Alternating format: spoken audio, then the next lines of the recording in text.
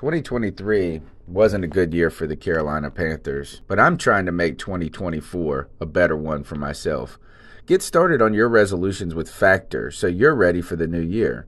Factor's ready-to-eat meal delivery takes the stress out of meal planning and sets you up for success in the new year. Skip the grocery stores, prep work, and cooking fatigue. Instead, get chef-crafted, dietitian-approved meals delivered right to your door. With over 35 meals to choose from per week, including keto options, calorie smart, vegan plus veggie, and more, plus over 55 weekly add-ons, you'll have a ton of nutritious and flavorful options to kickstart your resolutions. Skip that overpriced takeout trap. Factor is cheaper and way more delicious than takeout. Get chef-crafted, restaurant-quality meals delivered right to your door, and they're ready to heat and eat in just 2 minutes, which means more time for you. Head to factormeals.com/C350 and use the promo code C350 to get 50% off. That's code C350 at factormeals.com/C350 to get 50% off. Looking for a fun way to win up to 25 times your money this basketball season? Test your skills on Prize Picks, the most exciting way to play daily fantasy sports. Just select 2 or more players, pick more or less on their projected stats, and place your entry. You can turn $10 into $250. Right now, Prize Picks will match your first deposit up to $100. Just visit prizepicks.com/fan and use code FAN. That's code FAN at prizepicks.com/fan. Must be present in certain states. Visit prizepicks.com for restrictions and details.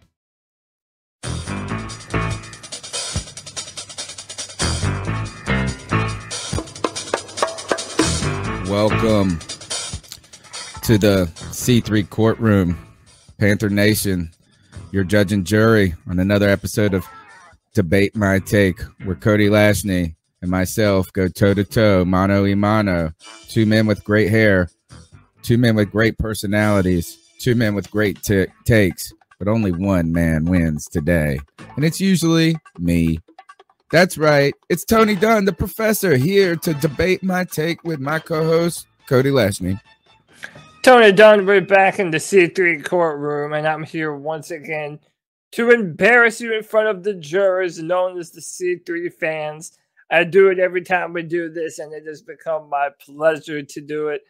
I'm excited to school you once again, compadre. Let's get to ruling. Lots of good topics. You can see them on the screen right now. We ask you to smash the thumbs up button, jump in the comment section, and tell us which one of these cats right here wins tonight's debate. And you can always submit your debate topics to us using the hashtag C3Debates.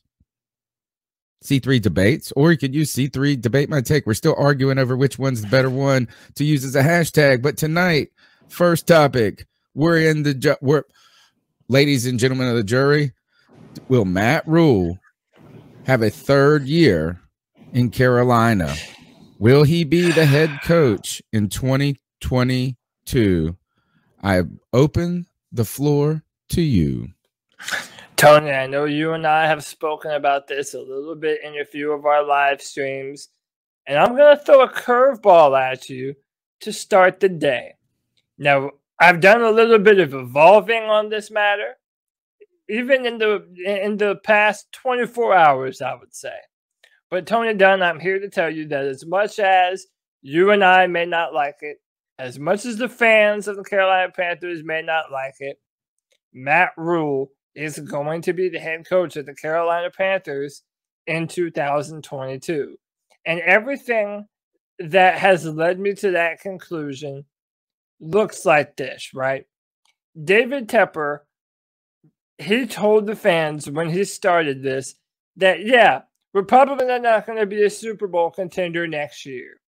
They have a clear long-term plan for what David Tepper, at least, thinks the Carolina Panthers are going to look like. And the fact of the matter is, Matt Rhule knew that he had a certain amount of leash in order to accomplish all those goals. Well, when you look at how terrible the quarterback position has been, and with Teddy Bridgewater, then you go to Sam Darnold. Now you bring Cam Newton into the process much later than you would have liked to have had him. And really, as much as we like it or not, even though Matt Rhule has played a pivotal part in the quarterback decision-making position, we have to understand that, quite simply, Matt Rhule has never had one true season with a starting quarterback under center. Now, maybe we're going to be able to fix that in the offseason. Maybe we aren't. But the fact of the matter is, David Tepper is not going to be willing to wear that egg on his face just yet. He has too many excuses as to why Matt Rhule hasn't been successful. And they're going to give him another offseason to build up to that legendary third-year Matt Rhule. At Temple and Baylor, the third year is when Matt Rhule has been able to turn around his program and finally have a legitimate playoff contending football team. David Tepper is going to at least give him that long, even though we may not like it. You're absolutely wrong. Matt Rhule will not be the coach in 2022. He cannot be the coach in 2022 because things have worked out so poorly, so horrifically, and it has been at his feet and at his hands that this has happened. Number one, all of these quarterback problems are by his choosing, by his approval.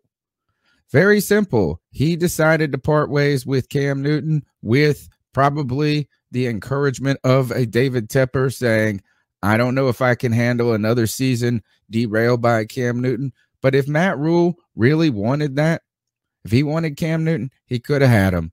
He could have said, let's try to make it happen with Cam and see where this sucker goes. But no, he brought in Joe Brady. And I don't want to hear this mess about Joe Brady being the David Tepper pick. That is pure speculation based on zero evidence by people. Matt Rhule said when he was in New York, and part of the reason he did not get the job, when he applied for the job or interviewed for the New York Jets job the year before, one of the main reasons he did not get that job, or when Matt Gase got it over, is because Matt Rhule said, I have to be in full control of my staff. So if he was that steadfast, particularly after getting then going on and having success at Baylor and having all this money, they had to lure him away. You think that he had to bow to David Tepper on trying to say, I will take whoever you get me at offensive coordinator? So those two guys then, Joe Brady and Matt Rhule, bring in Teddy Bridgewater. After 1 year, they abandoned ship. Things looked okay. And I would have said 6 weeks ago, even 4 weeks ago, that Matt Rhule would be the head coach in 2022. But things have come off the rails so much. And this man right here looks disheveled. He looks defeated. And now rumors are surfacing that he could be a good fit, or people are thinking he might be in Oklahoma, right? He could get a big time college job if he was to be fired or quit at this point. I think the reason he is not the coach in 2022 is because exactly the opposite of what you said. He doesn't have a plan. There is no plan, and it is becoming clear. The quarterback plan has been a non-plan, and it hasn't worked. And now the team is in such disarray, and he looks so beaten and broken, or just unknowing what to do here, that it indicates that the plan has changed, and the plan don't involve Matt Rhule no more. There's no way he can be the head coach in 2022, and there's certainly no way, if for some reason he was kept around, that Joe Brady could be the offensive coordinator.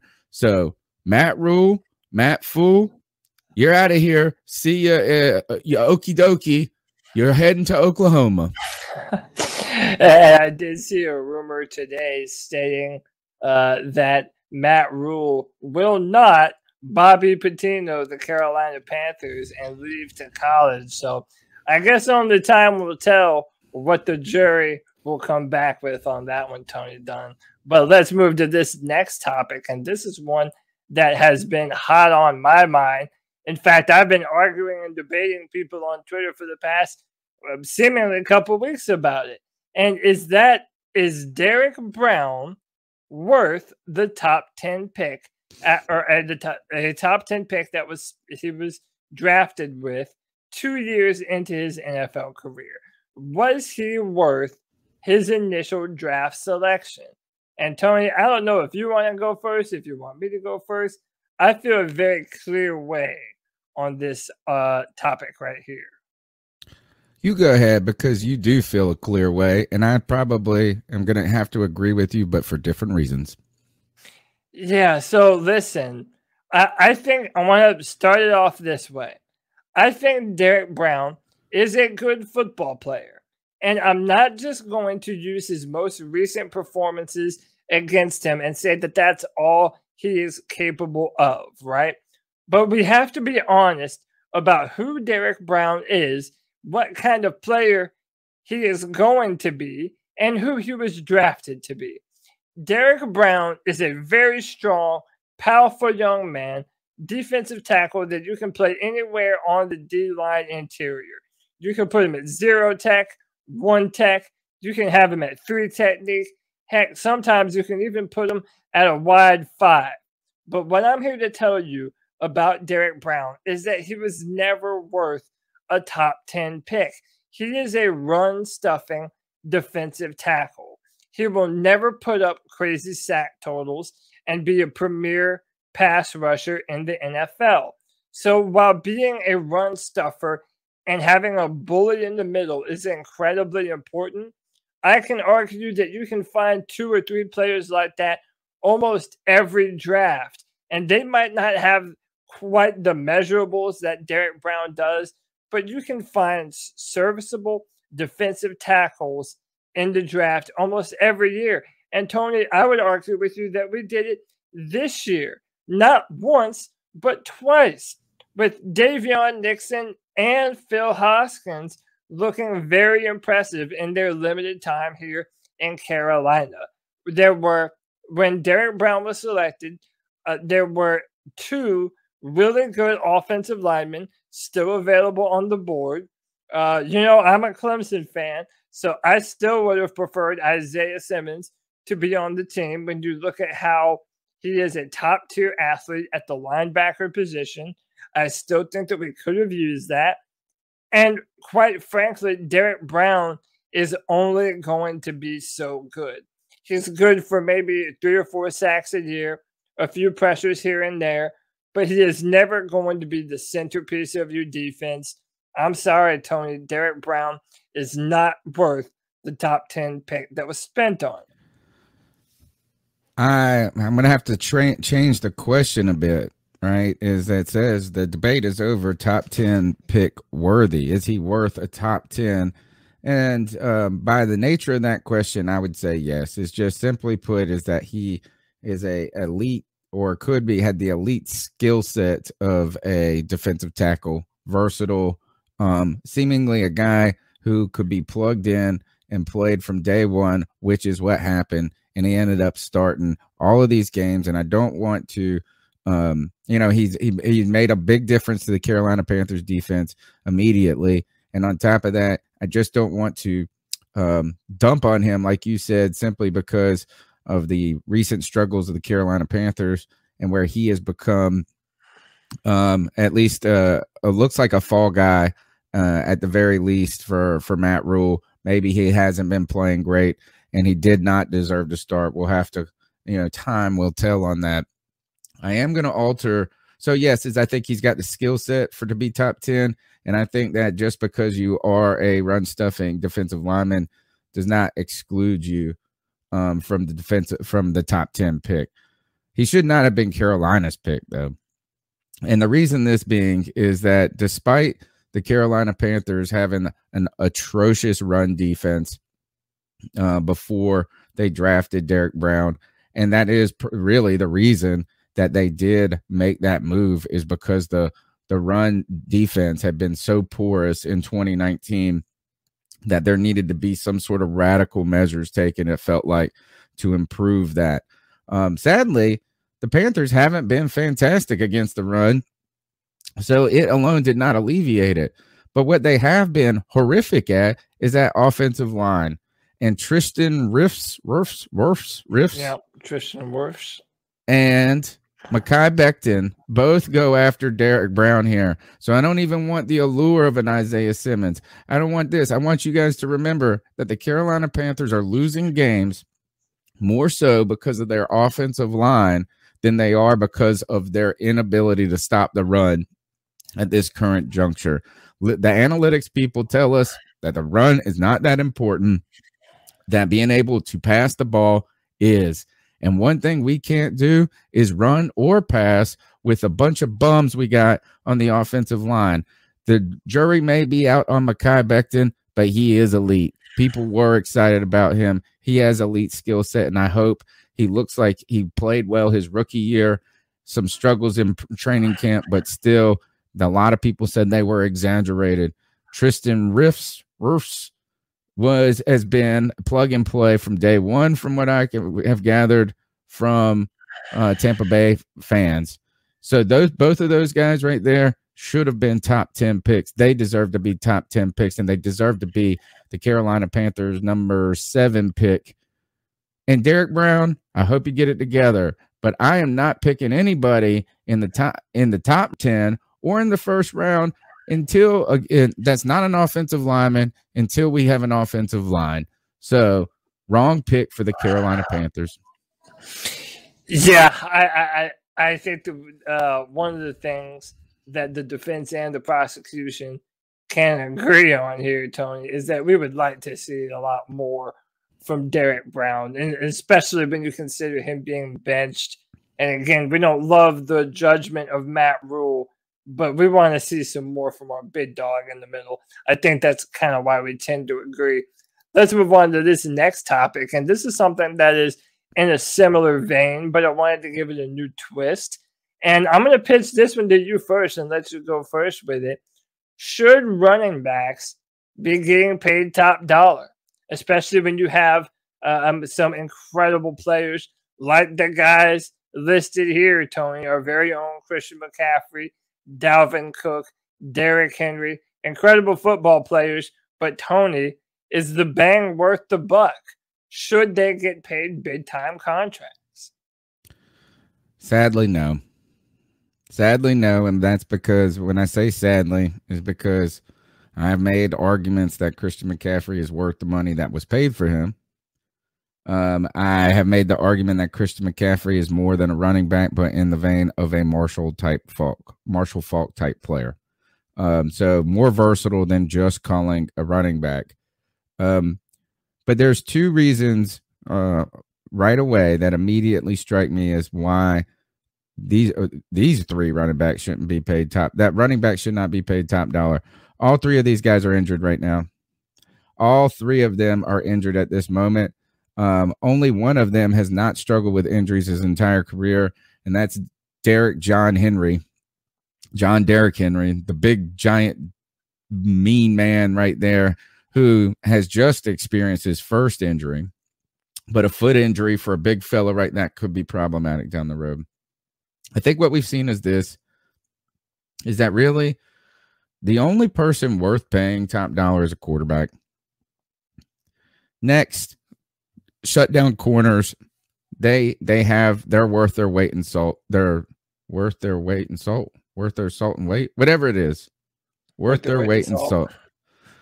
Because we've seen what shutdown corner, man corner can do, and we also saw the scheme that Miami runs, or the Dolphins run, which is, what is that, zero blitz or whatever? Basically, just that man up scheme that gave the Carolina Panthers so much problems in this past game against the Miami Dolphins. The new NFL, the passing NFL, is you need to have a top level corner to negate the explosiveness or the dominance of the guys that they're going to continue to throw at you each and every week on the other side. And then defensive ends, the pass rush is worth it, right? So paying top dollar to those positions, as well as offensive linemen, specifically the left tackle, but more in probably the modern NFL is either tackle, to be honest. Those positions are where you have to put your money. That's where you sink your cost. Not that these guys are not worth being paid. Not that they are not worth the money they actually are being paid right now. But when they prevent you from paying other players, that's a problem. And on top of that, why does it matter to have a top running back when you got a bum-ass offensive line like the Carolina Panthers do? So yeah, my answer is no, sadly. And sadly, because I don't want the Panthers to have made a giant, mistake. And maybe you'll be the team that doesn't make the mistake and it works out. But right now, the only running back that's ever been worth the money he's paid is probably Adrian Peterson, because he's still running. Yeah, maybe a Frank Gore, who once upon a time seemingly could never die, always running. Listen, I'll say this to start. Running backs have a very thankless position. They're asked to do so many different things, and oftentimes the running back is the best pure athlete on the football team. But you know what?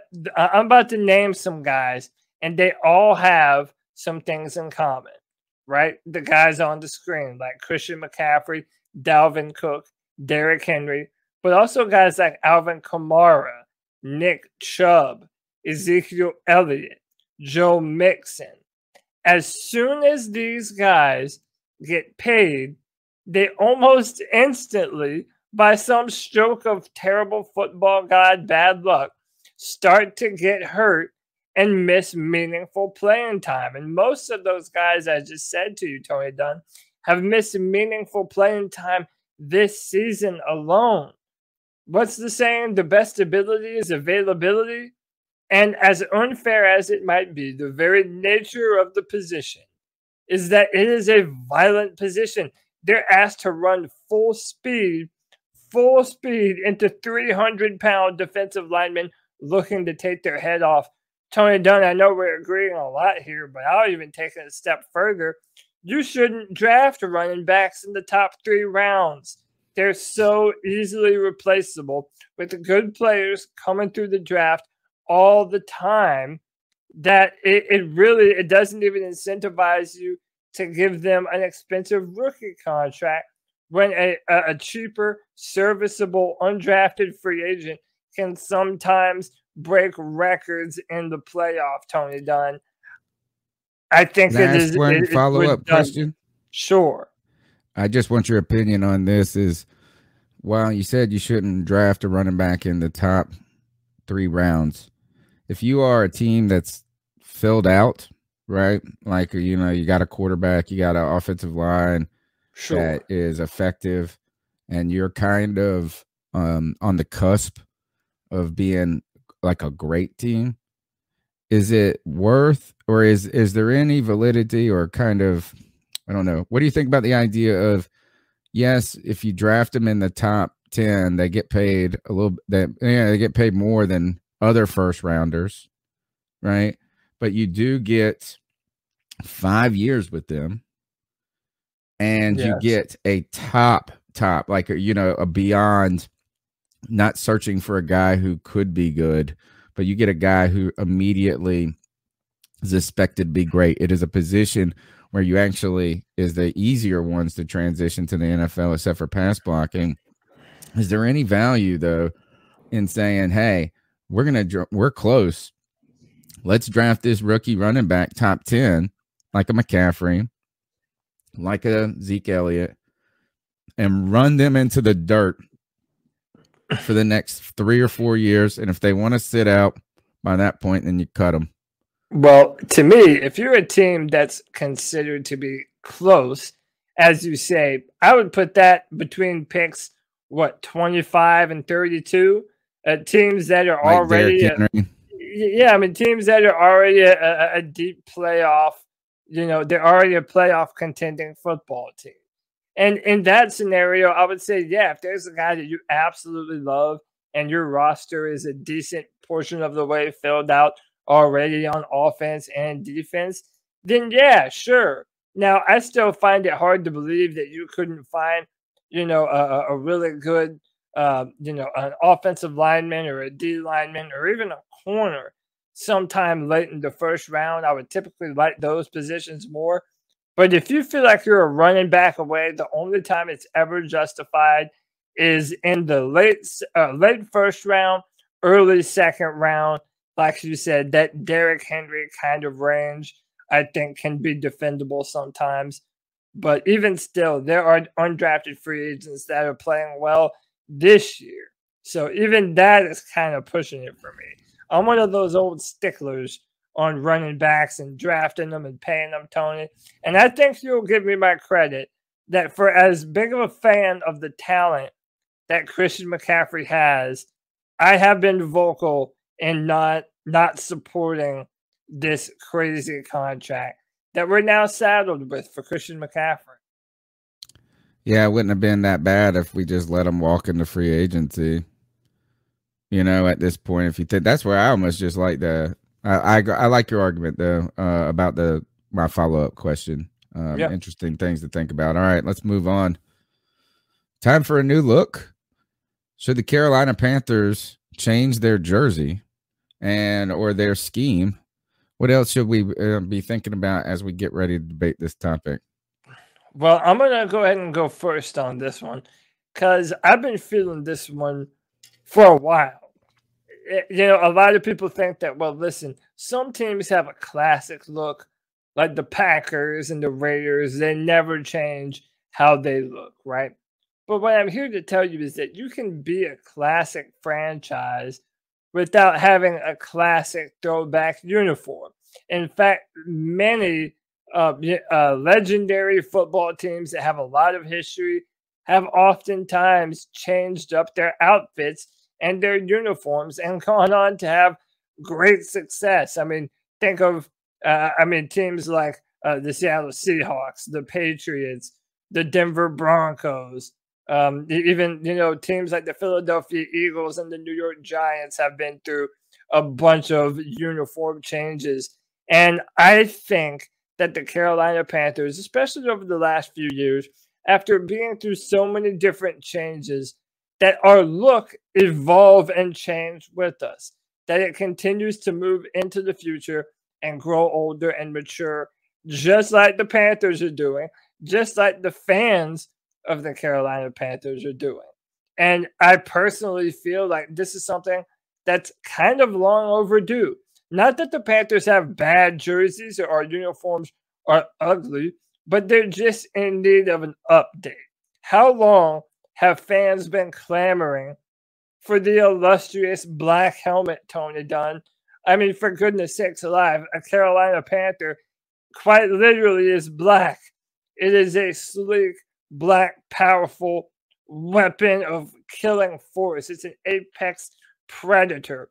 We should be able to incorporate that into our helmet, into our uniforms, and do it in a modern way that says the Carolina Panthers are not only the team of the future, but we're a team of the present, Tony Dunn. I think David Tepper needs to make this happen.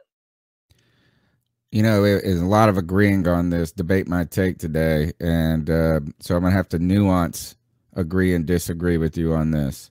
Number one is the real thing that needs to change is the NFL's policy when it comes to helmets. There should be an availability for teams to have 2 colored helmets or multiple colored helmets throughout the season. The fact is that right now the NFL rule says you can only pick 1 color helmet. So if you pick a black helmet, you got to wear it with the whites, right?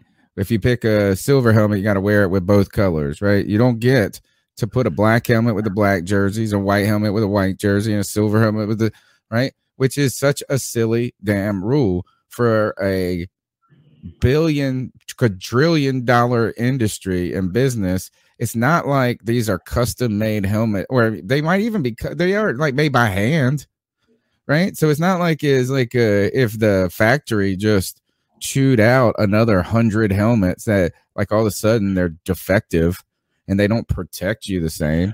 Is right. Just have it the same the same brand and the same type, just a different damn color. So the NFL has to change this rule. That's the number one thing. The number two thing is where I'm going to say, yes, I'm ready. And the reason I'm ready is this. And maybe, you know what? I'm going to say here, there's no way I'll differentiate myself. Not this year. Not next year. Right? We got to save it. We're going to save it for the year after when we could potentially be good. or maybe better. Because right now, the idea that, look, Jerry Richardson's gone. He's an old relic of the past. Man might never die with his plastic heart, but he's gone. And the idea of trying to protect the shield and make Carolina a franchise of the brand, a classic team. We're not a classic team. We're a baby team. We're a new team. And we're losing fans left and right because we suck. Because we've been stinking for 3 straight years going on. Next, what is it going to be? 4 straight? It's going to be like a 4th losing season? 18, 19, 20, 21? Yeah. 4 losing seasons, right? We aren't classic. We don't have a brand. What we need to do is we need young, excited fans. And young, excited fans like dope, fresh looks that they can get on the Instagram and see, or the gram, or maybe the Snap, or the TikTok. You can tell I'm a classic, man, because I say the Twitters, the Twitters. But yes, we need to have more than one uniform, but we got to save it for 2 years because you don't want to unleash some fly-ass uniforms and then go out there and win 1 game. We need fly-ass uniforms with some fly-ass excitement, and the NFL needs to get off their ass and change this helmet policy, dude. They really do. I kind of feel like the defense and prosecution are being paid by the same people tonight. We're definitely in agreement more than we are disagreement. But this next one that we have on tape, you and I have disagreed with even recently. So I'm interested to see if your take has changed on this next one at all. And quite frankly, it might be one of the most important questions facing the Carolina Panthers right now. And it's, should Cam Newton be QB1 in 2022? Now, just recently you said that you don't think he should be. I'm going to let you go first and tell me if you have changed on this. How do you view Cam Newton going into next season? And I'll tell you how you're wrong. It's a hung jury for me. It's less about I don't think he should be it than I am convinced he should be at this point. So right now is that we've had 2 full games with Cam Newton and 1 game where he came in and ran some touchdowns. 1 game he looked good. The other game he looked awful. And to the point of this is that there's question marks, or at least I think immediately we're asking about the health of the shoulder, or maybe even just the strength of the shoulder at this point. Right? Cam Newton could be an effective runner. I think he could be an effective quarterback. I need to see more tape though before I'm ready to sign up. I'm not adverse to the idea if they believe that he can play a full season. They think they can truly win with him. But I think under the current tape that we have right now, I think it would be premature to invest at this point with this data for 2022. So I am hung, as in the jury is still out for me, as I'm not a no, but I am not a yes at this point. Sign it at this moment, because right now the Carolina Panthers are going to have to. They're going to have somebody, and they better be cheap, and they probably won't be good. So I need more time to say yes. So until then, the answer is jury's out. Tony Dunn, I'm here to tell you I'm hung, but it has nothing to do with the jury. And you know what else? Cam Newton should be the starter of the Carolina Panthers in 2022. Listen, it's so foolish right now when you look back at all the woes that the Panthers have had at the quarterback position, that the answer to all of our questions about who the Carolina Panthers would be going forward, all of the answers lied in the guy that we actually cut. Cam Newton has football left to play. I know he had a very bad performance recently against the Miami Dolphins, Tony Dunn. But you have to consider that at that point in time, Cam Newton had been a part of the 2021 Carolina Panthers for what, maybe a week and a half? That's no time, Tony Dunn. This is to me like people last year criticizing Cam Newton during that COVID year when he also came into it with no offseason, no OTAs, no ability to really adapt to the playbook, and yet he was still able to win 7 or 8 games with the Patriots last year in spite of that. Cam Newton didn't even start on this football team this year. He's always being asked to start the race a lap behind all of his other contemporaries. Cam Newton deserves a shot at being the starter from the jump. And I think that next year would be a good year to do that, whether we like it or not. As I said earlier, Matt Rhule is going to continue to be the head coach moving forward. And Cam Newton, whether we like it or not, is the kind of player that fits what Matt Rhule is looking for. An incredibly dedicated, hard worker that's going to come in, put his head down, and go to work and do what he has to do for the football team. Matt Rhule has said that, as much about Cam Newton. And also, Tony, we really don't know that we're going to have any better options than Cam going forward after this year. You're hoping that there's a quarterback in the draft that we like enough, which we still might be able to draft that player and then build them up while Cam Newton takes the reins to start our next season. But even if you wanted to upgrade through free agency, you're talking about trading for a player with picks that the Panthers don't have and with the money that the Carolina Panthers don't have to spend because of how badly contracts have been mismanaged. So yes, Tony Dunn, am I a Cam Newton stan? I know we both are, but you're damn right I am. And I do think Cam Newton should be the quarterback of the Panthers going forward in 2022. Next take. Next up on the docket, this is our final kind of non-football related question. And I saw this picture online, and I felt that it would make a good debate my take question. And that question is, what is the best championship trophy, Tony? Which one do you think is the coolest? If your team battled hard all season, which of these trophies would you be more proud to take home? Take any bias of what sport you like better out of the equation. Which one of these looks the coolest, the most aesthetically pleasing?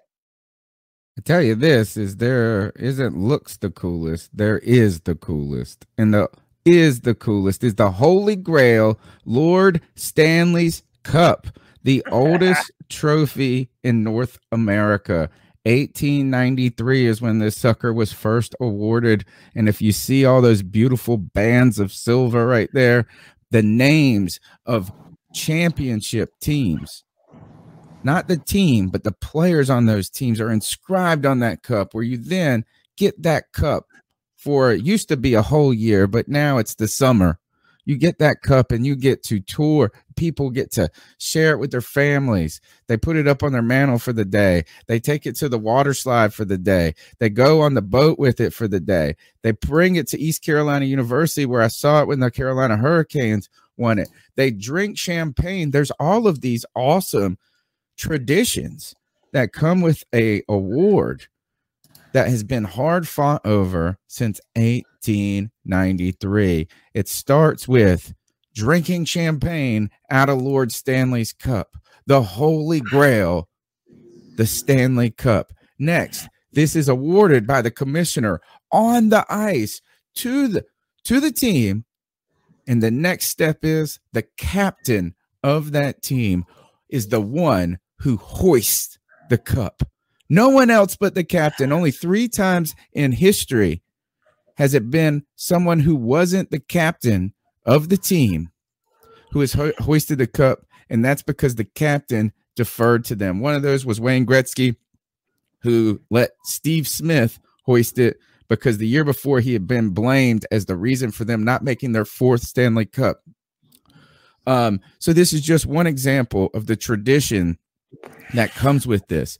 And I got to tell you this, any trophy that has been used multiple times to baptize the babies of players has to be the coolest cup, the coolest trophy. There is no other but Lord Stanley's Cup. Don't they all drink from it too? Every championship team. Champagne. Yeah, I don't. That's the oldest tradition with the cup. That's the first one. That one started in 1893. Yeah, I don't know. Listen, if I want some fancy drinking utensil, I'll order some fine china. Okay. Listen, I may be a little bit biased here, Tony Dunn. And yeah, I was a very young whippersnapper when Michael Jordan was playing ball. I was born 1990. But you know what? I grew up at the very tail end of his career when he was still dominant. And a movie that was very influential in my young life was Space Jam. And I remember Michael Jordan hoisting up this big, beautiful, golden, round trophy. And I always thought that was the coolest thing, man. It's one pure gold, it looks like. I don't know if it's actually real gold. I'm assuming that it's somewhat real. But, dude, it is absolutely beautiful looking. It's big, but not too big. I like the fact that it's gold, too. Gold seems royal. You know, wars were fought over gold once upon a time, Tony Dunn. So the fact that, you know, it has a good shape, it's big and powerful and strong, but it's something that you need two hands to hold up to. I really do think that NBA trophy, it's looking the nicest, if I do say so myself. That's another edition of Debate My Take. Man, it's been a good one so far. Guys, we're here every Tuesday night on the C3 Panthers podcast, the longest running Panthers podcast out there. We've got a lot of content coming to you, including Debate My Take. We want you to be a part of it. You can call into our Tuesday show and in the post-game show at 252-228-5098. That's 252-228-5098. We want for you to get in the comments of this show right here and tell us who won tonight's debate. You are the judge and jury, Panther Nation. And the one thing, as you bang that gavel,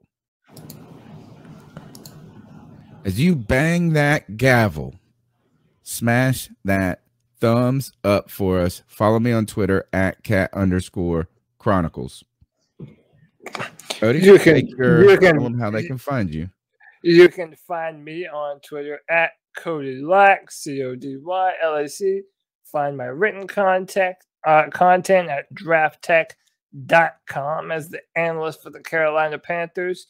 And every Friday at 7 p.m., you can join us right here for the Friday Free for All, the show for the fans, by the fans.